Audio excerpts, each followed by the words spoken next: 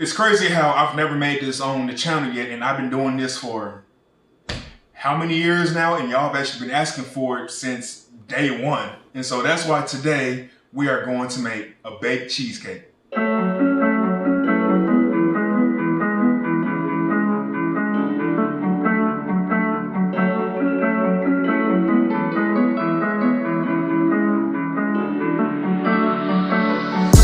Hey everyone, it's Dan with Donald Cravings and welcome back to today's video. Like I said, this video is going to be a baked cheesecake, but it's not going to be any baked cheesecake. It's going to be a stuffed cheesecake.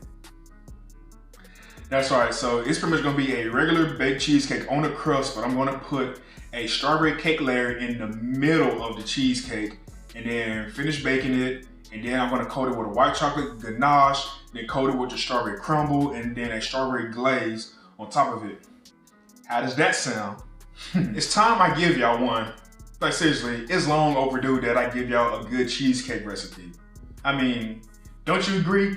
Comment down below if I've took too long to give y'all this fire cheesecake recipe that I'm about to give you. And so right before we get started with this video, I'm going to list all of the ingredients for the cheesecake right here, because we're gonna go through this video very fast, and then, well, not very fast, I'm gonna go at a moderate speed. But also I'm gonna put the whole recipe down in the description box below, okay? So let's go ahead and get started on it. We are gonna start off taking 2 packs of graham crackers, honey graham crackers that is, and most graham crackers come in packs inside of a box, but the proper measurements will be in the description box down below.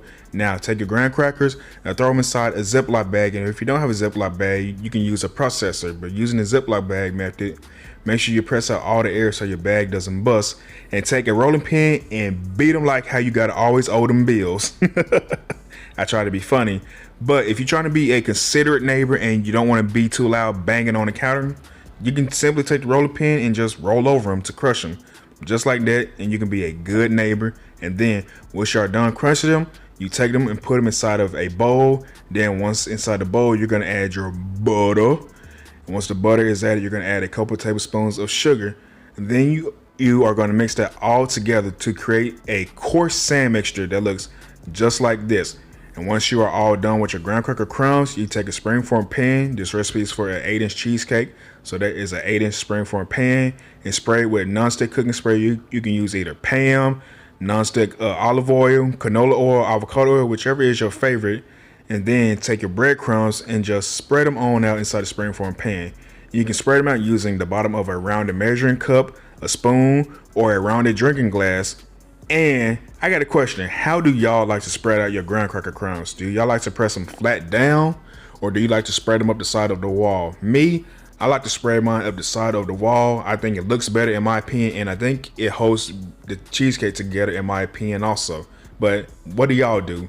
And now, once you have them all spread out, this is going to go into a preheated 350-degree oven for 10 to 15 minutes to bake. And then once it's done, take it out and let it cool completely. And while the crust is going in the oven, let's work on a cheesecake mixture. Take 1 of the blocks of cream cheese. You're going to dump that into the bowl. Just 1 block starting off with. Then you're going to take 1/3 cup of your sugar, your cornstarch. Make sure you get all of the cornstarch out, and you are going to blend that together until emulsified and equally combined. I like to pulse my powdered sugar or sometimes cornstarch together so it doesn't go everywhere.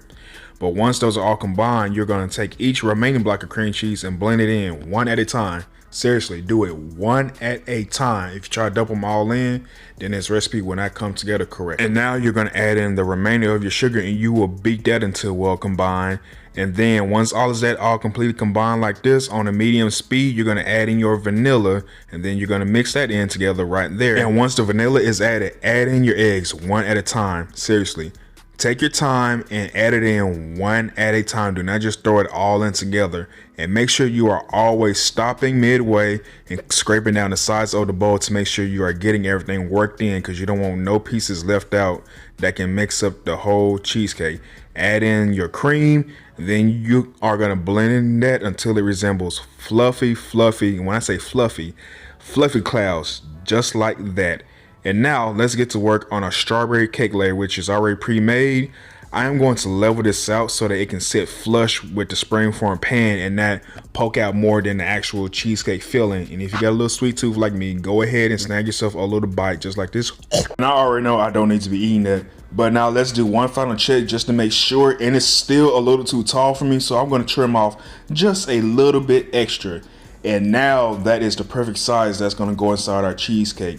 And now let's go ahead and start filling in this crust. We're going to take a little bit of the cheesecake filling and dump it in there, just a little bit, not all of it. Use your spatula to spread it on out. We're pretty much creating a bed for the cake layer to sit on because you don't want to sit it directly on the crust. Now use your hand, press down just slightly, and now take the rest of the cheesecake filling and you're going to pour it over the top of the cake until you reach the top of the springform pan. So once you get that all poured in, like get every bit of it out, take your spatula and smooth out any imperfections and make it a flat surface. And now I need to know, does anyone else have trouble wrapping their cheesecake in foil? Like seriously, I have a thing, it's like no matter how many times I wrap it, water always gets inside my foil. Leave a comment down below on what y'all do to make sure that water doesn't get inside. Now take your cheesecake and place it inside of a deep baking dish and fill it up 1 inch up the side with hot water. Seriously, hot water. And now take this cheesecake and we're going to place it into the same 350-degree oven for 1 hour and 25 minutes. Exactly 1 hour and 25 minutes until the top is golden brown and it barely jiggles, like barely jiggles. Now, an important tip. Once your cheesecake reaches the 1 hour and 25 mark of cooking and the top is golden brown and barely jiggles, cut off the oven and crack the oven door and let your cheesecake finish cooking and cooling off in its own heat inside the oven. This will help make sure the cheesecake is fully cooked through and you don't overcook the cheesecake, just like this. Now, here goes what I was talking about right here with the aluminum foil. I wrapped it up like 3 times and now open it up and you're about to see plenty of water. Like seriously, what can I do to help keep water from getting in? Y'all comment down below and let me know. And once majority of the water drains off, we are now going to take our cheesecake and we are going to wrap it. And when I say wrap it, seriously, wrap it tight. Wrap it as many times as need be because this is going to go into your fridge for preferably 6 hours, or honestly let it rest overnight into the next day. The longer it sits, the firmer it sets up. And coming back next day to our cheesecake, it is firmly set after sitting in the fridge overnight. We are cutting away the plastic because we are about to get ready to separate from the springform pan. Take a flat spatula or anything with a flat back that can help you separate the cheesecake from the wall of the springform pan, because you're going to use it to go in between the rim of the springform and the cheesecake to help separate from the wall. And now, quick tip, when releasing the springform, do it slowly. Don't just pop it open or that can crack and break up your cheesecake. But once separated, you're left with something that's already beautiful by itself without any decoration. Y'all, look at how that looks. Like I could cut into that right now and I'll still be satisfied. Well, no, not really. Let's go ahead and decorate the top of it using this white chocolate ganache that I made. And if you want to know how I made the ganache, the link will be in the description down below and up above on how I make my ganache. Spread it on out. Y'all can probably spread it out a little bit better than how I did. That doesn't look the best, but I got the job done. And once the white chocolate ganache is on, we're going to take that OG Strawberry Crumble. That's right, the OG Strawberry Crumble. The video that helps start my channel and push it to where it's at, which is almost at 2 million views. You're going to take it and spread it all on around until it ages, because this is forming the crust or the top of the cheesecake. And you'll see in just a second right here. Once it's all done spreading, this is the finished product that you get. We're almost finished. Let's now put on the strawberry glaze that I made for the video. And if you want to learn how to make this glaze, the recipe will be in the description box down below too. But we are taking this glaze and we're just going back and forth across the top of the cheesecake, creating a crosshatch pattern. And y'all, this is the finished product once everything is fully on. This looks amazing. I can't wait to cut into this bad boy. You got glaze, crunch, white chocolate, cheesecake, strawberry cake, cheesecake, graham crackers. Like I could keep going on and on. I'm getting impatient to cut it. So let's go ahead and cut it. Take your knife that's been resting in hot water. Hot water helps the knife cut through the cheesecake. And cut you a big slice, like find a good size of it to cut you a big slice. And once you got it all marked, take your spatula, pull it up. And once you pull it up, you're going to see nothing but sweet heavenly bliss. Y'all, look at the layers of this cheesecake. Like I said, you got the glaze, the crunched white chocolate, cheesecake, the strawberry cake, the graham crackers. It is layered perfectly and I can't wait to eat into this bad boy. So let's do it. And here we are at the tasting portion. Here to try this, y'all, this cheesecake, I'm sorry. It looks so good right now. But yes, let's go ahead and try this delicious looking cheesecake and dig on in. All right, here we go.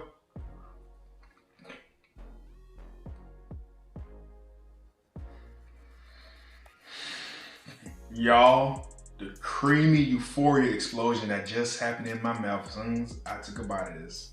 And yes, the cake is still extremely moist. Like, the cake is not dry or anything, it is still extremely moist, and this is a recipe that I am proud of. And this is also the proper cheesecake video that y'all deserve from me. Because like I said, y'all been waiting long enough for it. Y'all deserve this.